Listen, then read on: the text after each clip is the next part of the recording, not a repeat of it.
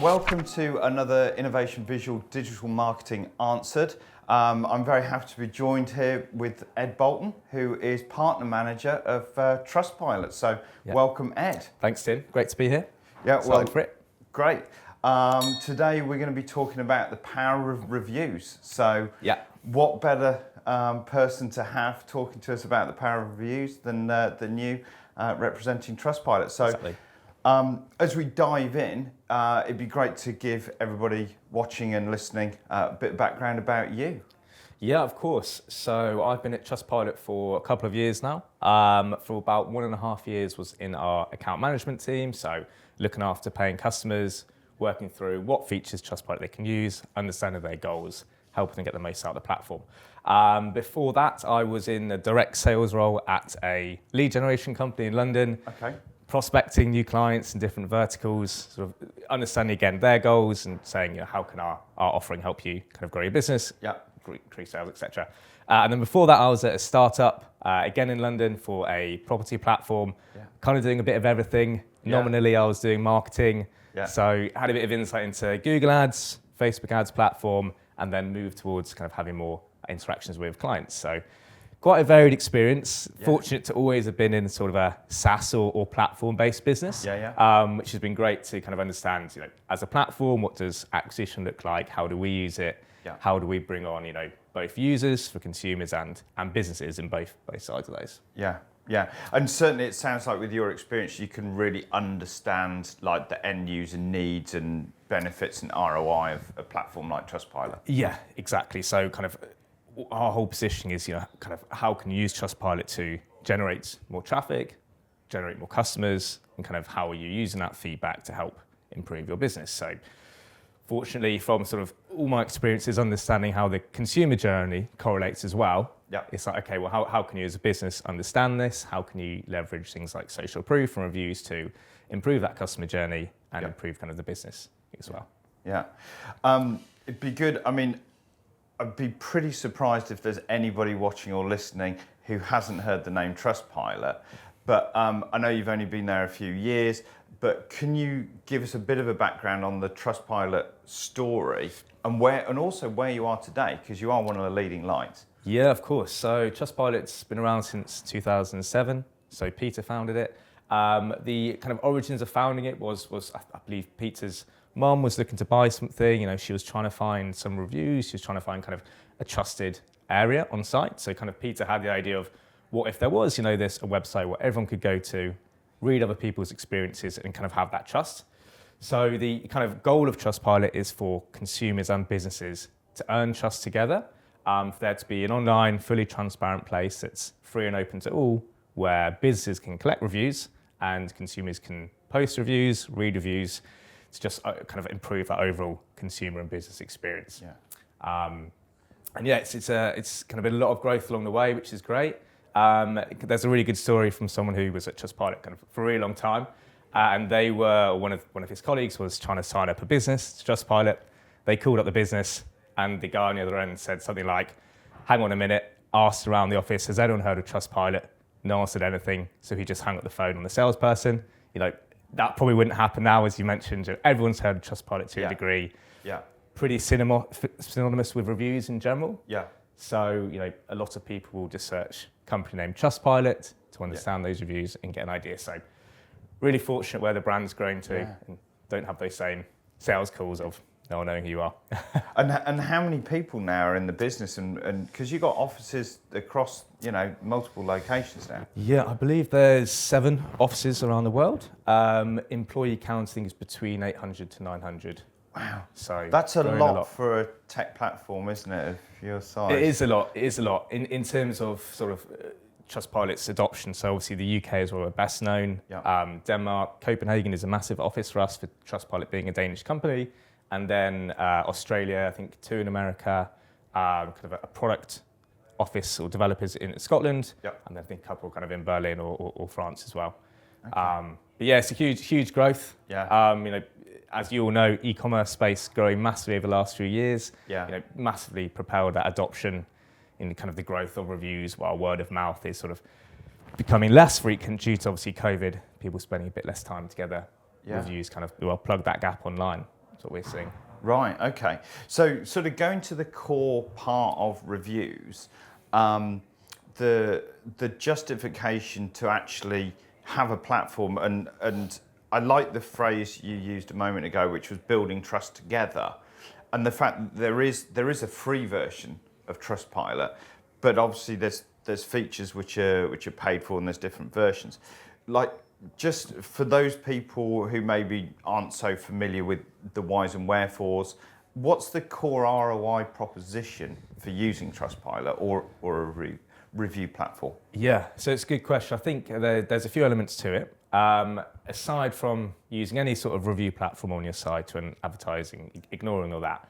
So there's a good report by kind of Sirkin Research, even from 2019, that's, I think it's about 89% of customers read reviews in some capacity before making a purchase. Yeah. So having a review presence is more and more critical. Again, that was around 3 years ago. So that percentage is probably even higher now. So that's, at a free profile page, any business can benefit from just having some reviews. Trustpilot's got a really high domain authority. Typically a search of company name reviews. If there is a Trustpilot profile, we'll bring that to top. Okay. So businesses who have no reviews, Trustpilot is kind of a natural option to think about. You can set up a free profile and you can have some sort of social proof and brand reputation, even just kind of leaning on Trustpilot's brand without paying any money for it. Yep. Moving on to kind of tangible ROI from paid plans. So we've got, I think, about probably 30 case studies of businesses showing Trustpilot on the site. Yep. The average conversion rate uplift from all of those is about 20%. So significant. Yep. Those obviously case studies, not every client's going to get that, but for some big companies, a couple of percent could be massive at the end of the month in terms of ROI. Yeah. So we're a Google partner as well. Okay. So from a Google Ads perspective, Trustpilot verified reviews can pull in Google seller ratings or gold stars to those PPC ads. Okay. Google says you can get about 10% increase in click-through rate. Yeah. You then got... I can believe that, actually, being an agency that does PPC. Yeah, it's hugely certainly competitive space. If you're on your phone, you see a Google ad, you're probably going to look at the first two options. Having those gold stars is just, we're all simple at the end of the day. Gold stars, they look nice, they build that trust. I'm going to click on that ad, go onto the website. Oh, I see their reviews. So it's having that continuity, having that social proof cemented to the journey. Yeah. And then from a paid ads perspective, so if you've been on the tube today, you've probably seen at least one company having a Trustpilot logo on the tube ad somewhere. There's a good report from London Research last year who found that an ad purely showing the Trustpilot logo compared to the same ad without is twice as kind of persuasive for a consumer. Wow. So loads of kind of opportunity for businesses. And then what we kind of don't have the tangible ROIs is like, okay, you can read all these reviews about delivery. People are maybe annoyed at customer service. What processes have you changed, or what have you implemented to learn from that data? So we kind of don't have much ROI from that. But for a business, they could say, okay, last year we're getting loads of bad reviews about delivery. Yeah. Now this year we aren't. We know our customers are staying with us longer. They may buy more, etc., because we've identified that issue that we found through Trustpilot. So that's interesting. So you've almost got two strands to the ROI piece in terms of increased conversion, increased awareness, and saying, it's the trust. Obviously, it does what it says on the tin, the trust thing. So, but then what you're also saying is what people sometimes forget about platforms like Trustpilot is the insights that you're getting into consumer behaviours where they're perhaps not happy, or or I suppose the other thing is what features they really like on a product or on a product grouping, so you can make business decisions based on better data. Exactly. We often say, or in kind of account management, the worst review to a degree is the one you don't know about. That's when someone may be telling all their friends, don't buy from this company. It took ages for the product to arrive. It was broken. Tried to call someone, couldn't get through. If the business doesn't know about that, it may assume everything's fine. There's no problems. Learning from that is so key. Trustpilot at its heart is, it's getting that feedback as a platform. When it started, we would have had no idea that it's going to impact conversion rates to that level. It's going to impact ads to that level. Yeah. That's probably where most people see Trustpilot now. They just think, oh, green stars, lovely on an ad or website. But learning from reviews is critical for businesses. Okay. And so, in terms of getting those reviews, I said when invited you on about unlocking the power of reviews, going to the starting point. Say somebody's getting on, they might be early stage or they're looking to continue growing and they're looking at review platforms, they're looking at Trustpilot, or they've got it already and they're thinking, oh, we're not really getting much traction. Yeah. Can you talk me through some things that people should be doing? Maybe from like a e-commerce we were talking about, popularity. So to give you some context. Yeah, of course. So in terms of collecting reviews, a lot of businesses may be nervous. They may think, what am I going to do? If I start asking for a review, am I going to open Pandora's box? So all of these bad things are going to come out. Are people going to see all this bad experience? Generally speaking, when a business asks for a review, it's more often than not positive. It's normally the people who have had a bad experience who will go out of their way to post a 1-star review on Trustpilot. That may even be just to get be heard by the company. They may not be getting through to anyone in customer service. They probably think if I post them a review, they may get in touch with me. Yeah. So for an e-commerce business, we've got several different integrations for kind of Shopify, BigCommerce, Magento, etc. Yeah. So they can really simply, on a paid or a free plan, set up that integration and request a review a week after the product has been delivered, for argument's sake. And that's by far the best way, just to ask for reviews. Yeah. Trustpilot's published 2 transparency reports. Yeah. From the latest one we produced last year, about 70% odd of all reviews on Trustpilot are 5-star. So generally, if you are going to ask for reviews, and I guess you're confident in your service levels, there shouldn't be a reason why people are going to, be unhappy unless they've got a particular reason. Asking for reviews enables business to kind of tap into that silent majority of people who are probably happy, but you may be like me, Tim, unless you've had maybe an amazing meal out or stayed in an amazing place, you're probably just going to take for granted the experience you had and probably wouldn't leave a review. Yeah. If you're asked, you might leave a review. So right. Okay. So you think a key element is an automation, so it's just what we do. We ask somebody, and have you got the ability to change that kind of time window on when you ask for that review? Because I've been asked the day before the products arrive to leave a review by not Trustpilot, I hasten to add, but getting an email saying, oh, can you leave a review? And you're like, well, it hasn't even arrived yet. So So businesses can pick when they want to send the invite exactly. So within Shopify, for example, we have 2 triggers on the plugin, which is kind of order confirmed, so order placed online, or order completed when the product's been delivered. Yeah. So businesses may have, for example, or use the order completed trigger, and they may send a review invite 1 or 2 days later. By then, you've hopefully unwrapped the t-shirt, you've worn it, you've got a bit of an idea of it, you're buzzing because you've got a new t-shirt, and you're in a good frame of mind to leave a review for that company. Yeah. But it can vary industry by industry. For example, something like insurance, isn't a really sexy product to have to review. Yeah. So often insurance providers may ask for a review, quite shortly after someone's taken out policy, got cover, while it's fresh in their kind of memory. Yeah. And then probably, I suppose the difference is they're almost asking for a review of the process to buy the product. They're not saying, is your policy any good? Because you wouldn't know unless you made a claim. Exactly, yeah. And they may ask for a review as well when a claim has kind of been submitted or taken out. But as generally the reviews would be really easy to get a quote, great prices, which is when I guess a business or insurance firm is leveraging that content, that's how they're going to probably attract even more customers. Really easy to get a claim, great prices, brokers were really helpful, whatever it may be. Yeah. So you talk about leveraging content there. So if the power is starting to unlock the power, asking everybody, not being afraid to get the feedback if somebody's not quite happy, but in general it sounds like most people, 70% leaving 5 stars.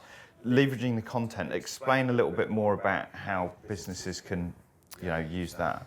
Yeah, so without leveraging in any way, consumers will probably be looking on their Trustpilot profile, sort of get a bit of information, make an informed decision about if they go any further. If a business has great reviews, we would always recommend showing that on their website. For an e-commerce business, pulling through those reviews maybe on the cart or basket page, trying to minimising that cart abandonment. Right. For a B2B business, it may be having that at key points within the journey. So if there's a long sale process, you may be sending communications in a nurture journey to that potential client for 6 months. Now, that's a great place to keep reinforcing, here are 5-star reviews, here's why people love us, customer service is great. Ads, so again, for an e-commerce business, maybe spending a lot on Meta or Instagram ads. It's every 6th or 7th ad now or something on Instagram. Every 6th or 7th post is an ad or something like that. So, people scrolling. That's how they're making so much money. Yeah, exactly. It's kind of really impactful with businesses. Leverage, again, we've got 1,000 reviews. Here's why you should click on the ad. Here's why you should trust us, in a competitive space where people are, getting scammed on, via Instagram ads, whatever. So, to leverage that trust within that customer journey. Fight against that perception that, they might be scamming. Yeah. See, Trustpilot becomes validated. Exactly. What about pulling out individual reviews? I think it's Ocado on the back of their trucks. They used to have just somebody's review written on the back of different ones on different trucks. Yeah. Is that a good thing to do, to start pulling out individual ones, or is it not best practice? I wouldn't say it's not best practice. No, I think in terms of how a business may want to leverage it, they may or not want to say, I'll review by, Paul Smith, whatever. They want to say review from Paul, great customer service, loved my t-shirt, etc.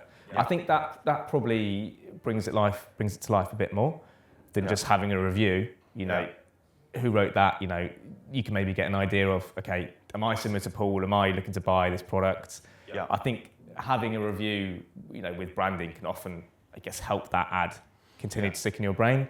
Okay. I used to remember always seeing, purple bricks ads with Trustpilot on there or quotes or, ClearScore did a great ad recently where they had kind of video content of kind of Trustpilot reviews revolving through there as well. Oh, okay. So loads that can be done. Okay, that's interesting. Obviously the sweet spot I think everybody sees reviews in is e-commerce. You're on the web, you want to make sure that what you're buying is good, the product's not ropey, the delivery's not going to be bad. We have conversations as a Trustpilot partner agency with our clients, and a lot of our clients are B2B agencies. And some of them are really reluctant, they don't quite get, why would I need Trustpilot if I'm a B2B, B2B SaaS platform, why would I need that? So what would be your answer if, they said that to you? It's a good question. So I guess it will obviously depend on the business, what their customer journey looks like. Are they capable of getting reviews at different touch points, or are they not? To kind of understand, could Trustpilot work? I'd say for B2B businesses, the decision makers are kind of ordinary consumers at the end of the day. They may be reading reviews on Trustpilot for other products they buy. They'll be seeing Trustpilot around. So the relevancy is still there.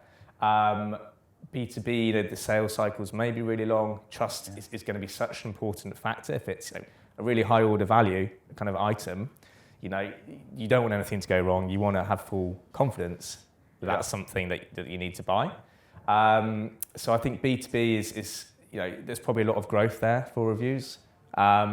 A lot of businesses may have kind of other accreditations, so they may have, Which or Trusted Trader, etc., or the, solicitor specific. I think at the end of the day, what they want to think about is, because Trustpilot is becoming more and more synonymous with reviews as a consumer brand, there's people are going to recognise that when they're on the site and have that trust. So there's the people buy from people factor. Exactly. Yeah, exactly. So even though it's a B2B sale, you're saying that because the people making that expensive software system purchase, Yeah. they're consumers and they're very familiar with Trustpilot. Yeah. So particularly kind of as an example, an industry that's really big for Trustpilot is kind of B2B finance. So businesses like Sage, QuickBooks, Xero, financial kind of lending platforms, anything finance related, it's super sensitive purchase, anything kind of health or wealth is, we often know is really important to have that trust. Yeah. So when it's, potentially large amount of money at stake, you want to know I'm going to have confidence in this business. Yeah. Businesses can lean on Trustpilot's brand value and reach to kind of reinforce, we're a reputable brand. Here's 5-star reviews from customers. In terms of getting reviews, I think understanding for a B2B client what that looks like. Yeah. So do you send a review invite after someone speaks with customer service? Do you collect a review after they just renewed their cybersecurity subscription or whatever it may be, to tap into different touch points?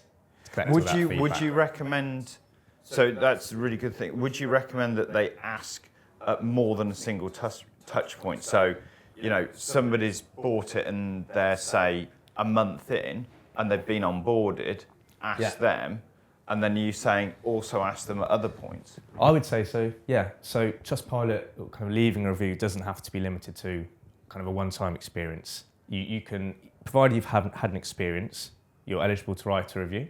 Yeah. So exactly, you could sign up with a B2B platform. You could have a really great process with a sales rep, leave them a review. John was really helpful. Yeah. You may then need support help on an issue down the line. Yeah. And you thought, how was your kind of experience with our support team? Really great. Leave them a Trustpilot review. You may renew your contract. Again, another opportunity for review.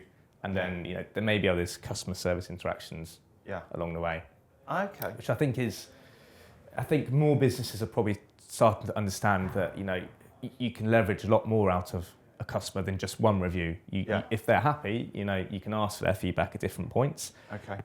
Where that's helpful as well is if you're thinking of signing up to a business, you can see different reviews about the renewal experience, the support, the sales experience. It's going to give you more of an insight into what's it going to be like if I am a client, rather than just great product or software worked well.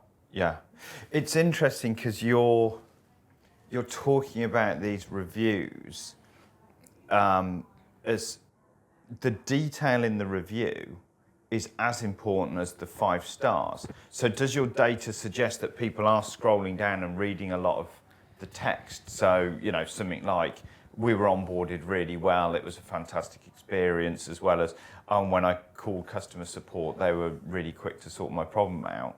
So should we be in the mindset of aiming for detail? I think in terms of kind of a change that Trustpilot's recently made is encouraging reviewers to leave more details in their review. We know that kind of Google prefers it. Great product as a review is obviously nice, but T-shirt fitted really well, delivery was on time, Jenny was super helpful. That's far more of a kind of comprehensive review. Both for the business to then showcase that on, their cart page to get people to buy. And then for a business, they know, there's multiple parts of the interaction that the customer is enjoying. Or on the other hand, there's multiple parts that aren't going so well. In terms of tools we have, I don't think at the moment we have anything that particularly shows this review was spent longer on from someone scrolling on the profile. But what we can see how many profile views a business may have in a month, 90 days or a year, which will often lead the conversation of, hey, you've got great reviews, what do you want to do with them? Or you haven't got great reviews, have you thought about actively asking, etc. Okay. I suppose that's interesting, the multiple touch points, multiple reviews from the same people and detailed reviews.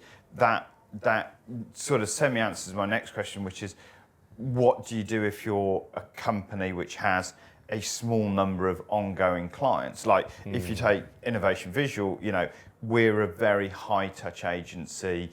We work very closely with a relatively small number of clients, given how many people are in the business. We're coming up towards 30 people, and yet we've probably got about 45 clients. So, and some of them go back more than 10 years.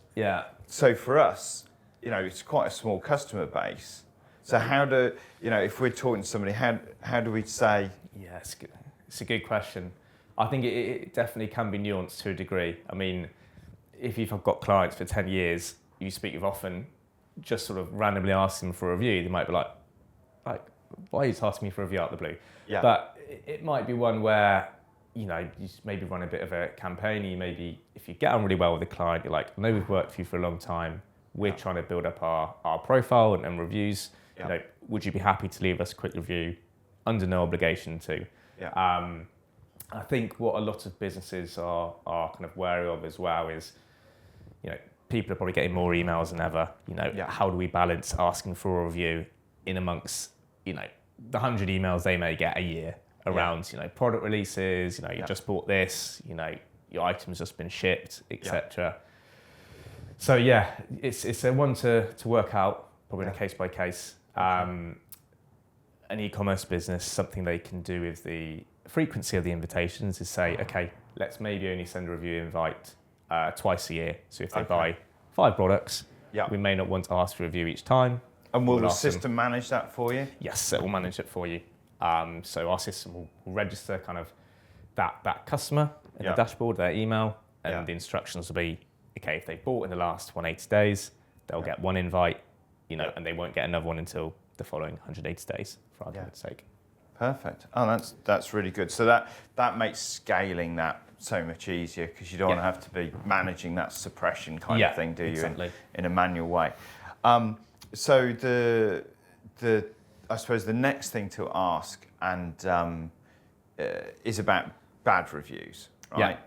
And managing bad reviews. So in terms of unlocking the power of reviews, what does Trustpilot suggest as the best approach to getting that review people don't want to see?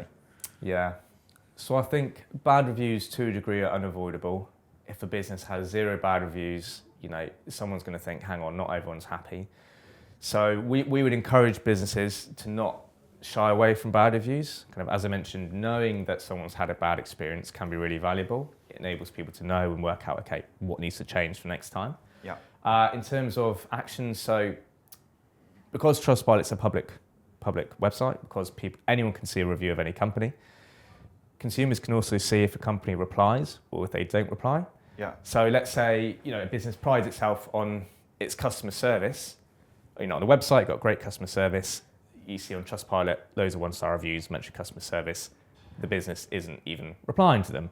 Right. So that's kind of a situation where, okay, let's show to prospective customers, we are engaging, we take feedback on board, we reply in a calm, helpful way. Say, hi John, really sorry this has happened, we're trying our best to rectify this. Or for example, sort of Black Friday, deliveries might take longer. Hi John, sorry, we have increased demand at the moment on deliveries. We'll work with our providers to help this be smoother, something like that. Yeah. Well, there's been a lot of issues, haven't there, about Royal Mail? Exactly. That's not the fault of the e-commerce shop if they happen to have a deal with Royal Mail, isn't it? No, exactly. So that's what we would advise, kind of try and reply in a helpful and engaging way. Helpful, engaging way. And then is it possible for them to go back to that consumer and then get them to reply to your reply if it's all sorted out, or do you ask them for a new review? What's the best process? So when a consumer leaves a review, they can't comment and leave another review underneath that, as in within the same thread. A consumer can post 1 review and then the business can reply once. They can both update their original review and reply. So what may often happen is the issue gets sorted, and the consumer may update their review and it will show updated and say, Tom was really helpful. I put 1 stars initially. I'm happy to put that up to 4 or something because you solved my issue. So we do see that happening. And again, that's why it is so important to reply. A lot of the time, people may just want to feel heard. They want to get a response. Not all the platforms can do that though, can they? No, I think particularly kind of the closed platforms don't have that functionality, which I guess if you're consumers may use Trustpilot as a mechanism to feel heard. And if they know it is going to work, then it's an opportunity for businesses to have another way of being in contact with people.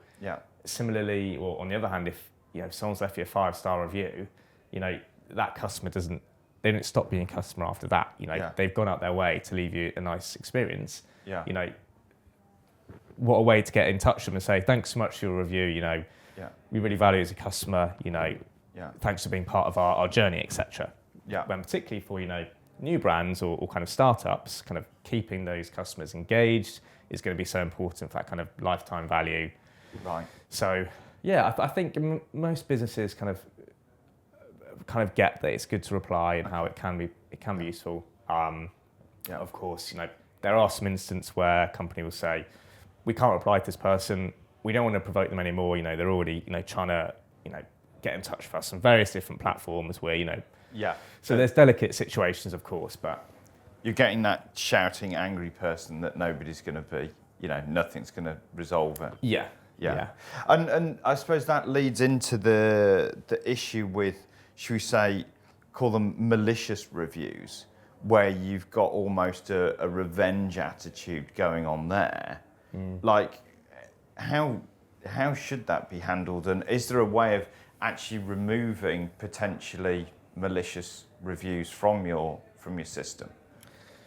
Yeah, so in terms of malicious reviews, Trustpilot has like an obligation, as kind of we believe other platforms do, to ensure that anything that's kind of harmful, illegal, or anything that should not be online should not be on our platform. Yeah. So both businesses and consumers can flag reviews to Trustpilot. Yeah. So we've got a team who look at all the reviews, kind of they will assess them based on our reporting reasons and guidelines, Yeah. and then kind of take any appropriate actions from there. So on that half, yeah, you know, we have to deal with stuff that can't be online. Yeah. In terms of, I think often what can be a challenge and kind of misalignment is a business saying, you know, this is a really bad review, this is incredibly damaging to our company. Yeah. For example, things that come up might say, this company scammed me, you know, they're Yeah. thieves, they took my money, they're cowboys, don't trust Yeah. them. For a business, obviously, that's really hurtful language, right? Yeah. And if a business owner sees that, they may think this is going to ruin us. You know, Yeah. this review has to be gone. You know, at Trustpilot, we have to balance being an open platform Yeah. and sort of being in the online world. Yeah. And the online kind of review world, people do say phrases like "they stole my money," "they're bandits." You know, Yeah. those are pretty common phrases. Yeah. So we have to try and balance that kind of free speech element, Yeah. as well as, of course, looking into reviews if kind of Yeah. we would say they're kind of seriously kind of harmful for a business, or, you know, there's illegal, Yeah. offensive content on there. Yeah. Something like. But I mean, I think I know it wasn't on the Trustpilot platform, but I think there was somebody who actually said that there was a systematic. Somebody was posting repeated different reviews which were false. With Trustpilot, there is a way of getting those removed, because let's just say other review platforms are available, and there's certain ones where you just talk to a black hole, Yeah. and they never remove anything. Yeah. So, you know, what's your policy on something like that? Because if somebody's going out their way to make stuff up, you know, can business owners feel that they'll Trustpilot will have their back on that kind of stuff? Yeah, it's a good point. So someone can only write a review if they've had an experience. So I couldn't just go and review, you know, Shell or BP's because I don't like what they're doing. For Yeah. example, you know, I'm an Yeah. activist. I go, oh, you're destroying the earth, whatever it may be. I couldn't just go and do that unless, you know, Yeah. I'd been a BP customer and I was writing a review about my experience, or, you know, Yeah. my energy, whatever. So businesses can flag to Trustpilot if they don't believe the customer's had an actual experience with them. Right. Okay. Trustpilot will then reach out and ask that consumer and say, can you give us valid documentation that you've had an experience with this company? Okay. Ideal is the consumer's like, oh yeah, here's my, you know, order Receipt. form, or Yeah. here's my conversation with them. Trustpilot looks at that and say, okay, yeah, you have been a customer. Okay. Then it's kind of a question of, okay, should they say what they can say in this review? You know, and Trustpilot Well, that kind of takes has it to out of the way. So because if you've got somebody maliciously posting 6 reviews one after another with different email addresses, Yeah. they're not going to have 6 lots of proof, are they? That they've Exactly. gone in there. Exactly. And Trustpilot systems are pretty good at identifying kind of those kind of fraudulent reviews or spam or bot attacks. Yeah. Even on the other hand, of people just trying to post random 5-star reviews because, you know, they think this provider, you know, can just post reviews for them and they can get a bit of money for that. Right. So we've got software that runs 24/7. Yeah. That's pretty advanced in terms of looking at several behavioural patterns of a user. Yeah. You know, is this an abnormal rate of reviews coming through? You know, Yeah. its location. Okay, does this match what we would expect to see or not? Yeah. I think so. As part of the transparency report, we published how many fake reviews we've removed. Yeah. And I think last year alone, it was over 2 million in total that we took off Wow. from the platform. Wow. Which it has to happen, right? You know, Yeah. we want to be the most used review platform. Yeah. We want to shout about we've got, you know, over 170 million, whatever it is, reviews. Yeah. But if those aren't genuine, you know, there's no place for that. It's no point in having reviews Yeah. that aren't real. I mean, I was going to ask you about that because that's been something that's hit. You know, certain people have said that, and again, not Trustpilot, but on certain platforms, you know, the first few reviews are like 5-star, fantastic, blah, blah, blah, often quite generic. Yeah. And then suddenly they go to 1 star because the product's rubbish or whatever. So your systems can take that out kind of thing, those fake ones that Yes. people are posting themselves kind of thing. Yeah, so the software is pretty accurate. It's a software, so you know at some points it may make mistakes. So if a review gets removed, that user will get an email from Trustpilot automatically saying we've removed your review because we detect kind of unsuspicious patterns or we're not convinced. Yeah. Please can you respond to this and kind of provide some evidence that you've had an interaction. Yeah. If they do, then that will then go to one of our integrity agents who will have a look at that and kind of review that evidence. And if the software made a mistake, then you know, opportunity for us to put it back online. Yeah, because software does sometimes make mistakes. Yeah. I've been trying to buy some tickets on Ticketmaster in the last 3 days, and every time I go on Ticketmaster, it goes, "We think you're a bot," and I'm like, "Well, that's okay, great. yeah. I'm not." Yeah. And there's no way around it. It seems. I get really annoyed at that. Yeah. Yeah. I think they're trying to force us into the secondary purchase market, but that's another thing. That's a whole other discussion. Okay, so it's good to know that if people read stuff on Trustpilot, it's being policed very well, being policed accurately. I suppose a slightly left field case is the ones, and it would be covered, I suppose, with your process. But I've seen a company get a review for somebody talking about a car park next to their premises, Okay. a 1-star kind of thing. And it Yeah. just was a nightmare trying to get it off this platform. Okay. So I suppose it would be simply a matter on Trustpilot of flagging and saying, Yeah. So send us evidence. Yeah. Again, you know, if they like this person's had no experience with us, the direct route is to let Trustpilot know about that. So Yeah. Trustpilot then get in touch. You know, if someone is writing on, you know, again on BP, you know, my package from Argos was 3 days late. Yeah. You know, then there's a flag and reason for, you know, about a different business. You know, if it's a review that's got loads of harmful content, then it's kind of we're flagging these keywords that mention this harmful content. Yeah. Trustpilot will then either kind of temporarily hide the review if it's something really critical, Yeah. or they will go back through and say, please can you amend your review Yeah. to kind of take out that. If the reviewer isn't willing to amend it, then Trustpilot will take that offline and let the consumer know, this is a harmful review, illegal content, this can't be online, etc. Okay, cool. So that's all really reassuring. And I know you can't talk about all of the different things that might happen in Trustpilot in the future, but what do you see generally as like the future for reviews? Like, where do you think it's going? Big question. $1 million question. Yeah.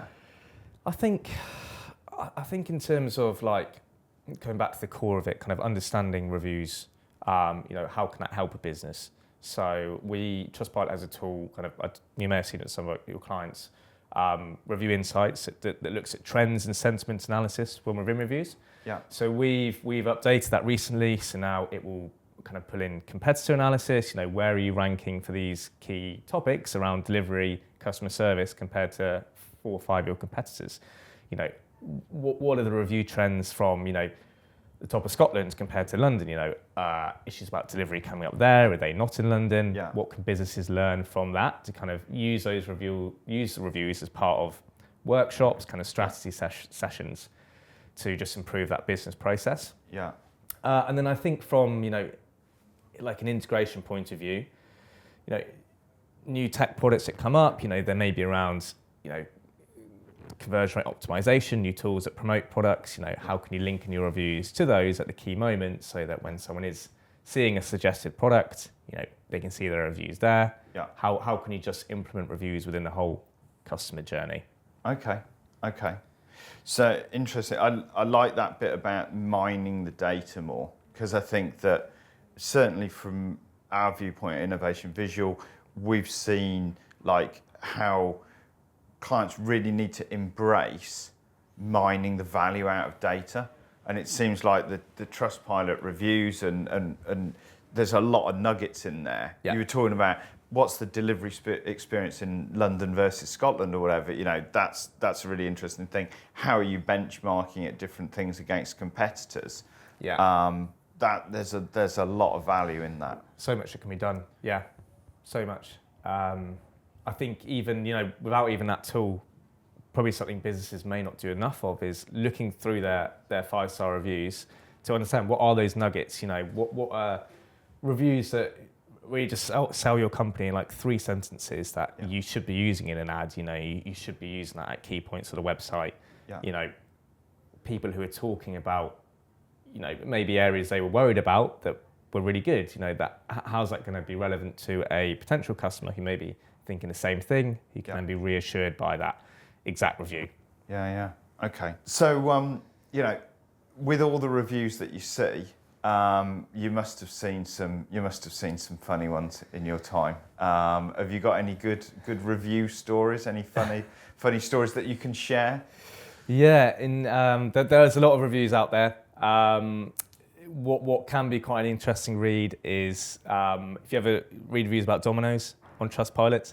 I've very rarely been unsatisfied with a Domino's, but apparently a lot of people have. Oh, really? Reading some of those reviews, yeah. If you're in a bad mood and you need something to pick you up, they're a good read. Some of them, Oh, really? Who knew Domino's tasted so cardboardy? Oh. Who knew it was such well, we all know it's expensive, right? But who knew you could get so few toppings on a pizza you didn't expect? Wow. So that's quite a good one. I live in kind of South London, and I often go through kind of to Wandsworth on a bus. Yeah. And something that sticks in my mind is a billboard for Nested, the estate agent. Yes. And there's a big logo of a duck on the billboard and a Trustpilot quote that says something like, Nested aren't like other estate agents, they aren't duck heads. So that was pretty good. I think it's down now, but yeah, that was a funny review. Always stuck in my mind. Excellent. That's really good. And then I suppose you should flip over to the serious part of it from the viewpoint of people watching and listening. What are the mistakes they shouldn't make? So what are those things that they should avoid doing when it comes to getting using a review platform well and unlocking the power? Of course. So I think particularly with engaging with reviews, it can be really easy and tempting for a business to be drawn in. So a consumer says, "Oh, this was late or whatever. Really bad experience," and the business will say, "Actually, you're wrong. We did everything to help you. You didn't reply to this when we sent it to you. We told you the prices. We informed you'd be late. You haven't done this. Blah blah blah," and it just doesn't come across well. If you're that consumer and a business replies to you like that, you're probably never going to buy from them again. You're probably going to tell your friends and kind of your family, "Wow, look what they said to me. I'm never going to kind of go near that." So, and that's what potential buyers can see online. Right. I think, even when they're wrong. Yeah, I think it's one to just kind of approach in a better way. So to kind of take that feedback on board. Yeah. The customer may be wrong, but in a public forum, it isn't necessarily the place to kind of call them out and criticise them, because a prospective buyer sees that, and well, gosh, if something goes wrong for me, am I going to get the same response back from that company? Right. So it's a difficult way to handle it well. Yeah. Being able to give your side of events is important. Just doing it in kind of a way where you aren't drawn into an argument. If a reviewer is making you that cross and that agitated about a review, they've won, you've lost. They've ruined your day. Yeah. Because of something they've written. Yeah. it's important for business to where they can try and step back and think, okay, we've got 100 5-star reviews. Yeah. This one person's had a bad experience. Yeah. That's their thing. We've tried to solve it. Unfortunately, we can't. One of those things. Okay. That's probably one of the main areas we'd see. Mistake. It's interesting actually because we had a review on one of our videos on this channel, and let's hope the person who wrote that review isn't going to watch this one as well. But it was just so left field. It was what was in the background, and now we'll probably find the same person will criticise what's in the background today. But they criticised what was in the background of the video, not the content of the video, and it was just so easy to have got sucked into that. Yeah. But what you're saying is that's not the time to call somebody out. That's not the time to say, what are you on about? Kind of thing. Okay. So I think, other consumers are going to be able to form their own opinion as well. So, other people who watch that video, and they're like, what's that person on about? Why is he wondering about what's in the background? The video is what it's about. So yeah, interesting. Okay. Yeah. Okay. So that's the mistake. It's been a really good chat. I think to wrap it up for the people that are watching, and typically the CMOs, marketing directors, digital marketing experts, kind of, if you had to sort of sum up kind of some top tips to unlock the power of reviews, what would you say to those kind of people, what should be thinking and doing? Yeah, so I would say if you don't have a review presence of any form, you'll probably need one. Businesses or consumers may not be going any further with you because they can't find any reviews online. So have some sort of presence would be one. If you kind of have a presence, actively ask people to leave a review. We know that's the best way to actually get a review. You're going to balance out people who write a review organically. It's going to be 1 star most likely. I would say once you've got those reviews, start using them. Yeah. Add them on the website. If you're thinking about going to a restaurant, you're probably going to look at reviews straight away. You're going to work out, was the food good or bad? Were the waiters unhelpful? Yeah. It's no different for a business. People are going to be looking to understand what that experience is going to be like.